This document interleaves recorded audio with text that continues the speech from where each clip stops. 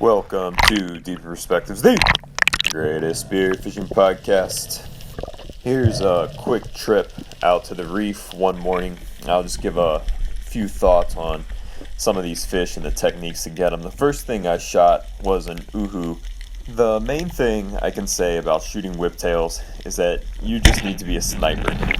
Almost everyone recommends that you begin diving with a 3-prong when you first start, but I think that really overlooks how important and what a skill shooting your gun and accuracy and aim is.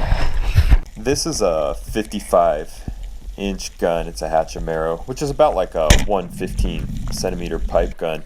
And on a single wrap, it can reach 16 feet, which I don't think I shoot with pinpoint accuracy to 16 feet. But if you could, I would say no fish in the ocean would be safe.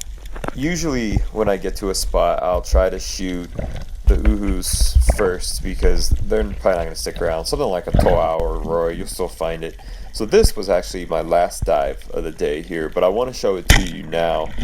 The dive before this one, I shot a moo, but I want you to see the cave that I was hiding in, because that's actually one of the keys, I think, to shooting a moo, is you want to find a good cave. In fact, where you find moos, you're probably going to find good caves. They like to hide in them at night and stuff. Sometimes you might even find a moo in them, but in a wahoo, that's really, really rare.